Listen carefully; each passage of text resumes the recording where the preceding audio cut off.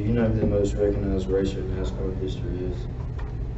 For the past few weeks, I have been researching the life of Dale Earnhardt Jr. I will talk about the childhood, career, and achievements of Dale Earnhardt Jr. According to my source, Sports Illustrated, Dale Earnhardt Jr. is the most recognized NASCAR racer in history. But perhaps the best place to start with him is his childhood. Ever since Dale was 12, he loved racing.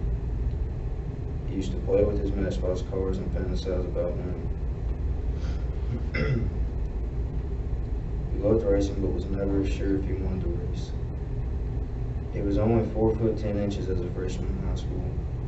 He said he wasn't sure if he could drive the cars, but he was pretty sure he was a good driver.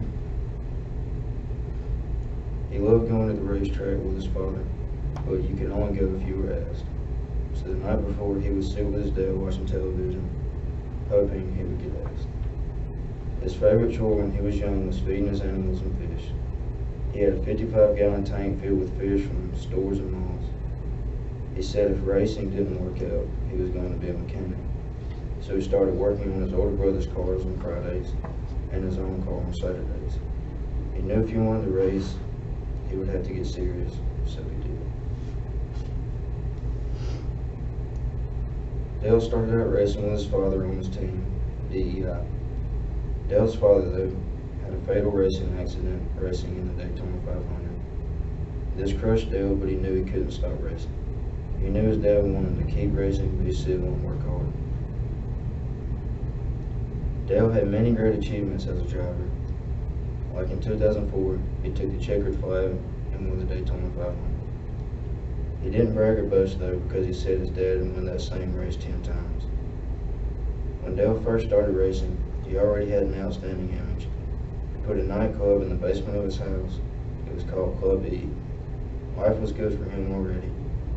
In 2000, he finished 13th in the Daytona 500.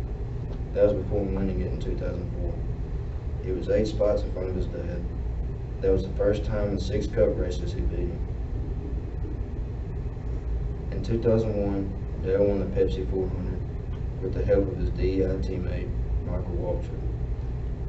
His win on the Pepsi 400, especially how well he raced, caused a conspiracy theory in the garage. They said he put a smaller restrictor plate on his car, making him able to go faster than other drivers. In October 2004, Dale was charging towards his first Cup championship. Suddenly it all changes. In the victory lane at Talladega, he lets an explicit word fly and is docked 25 points by NASCAR, losing his lead in the standings and is never again a factor in the battle for the championship.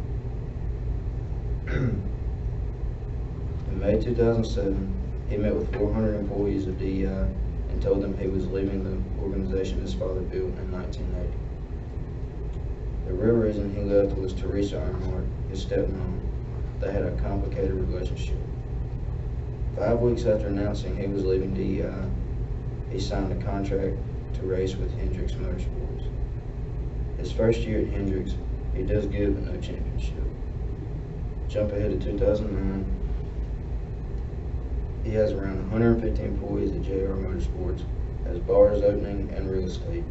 He made an annual salary of $26,097,190. In 2010, Dale finished his second in Daytona. That was the highlight of his 2010 season. The last 3 years at Hendricks, he was just no good. He just couldn't connect with them like he could with people from DEI. He went through 2 crew chiefs. According to Professional Safety, in 2017, Dale Earnhardt Jr. retires from racing due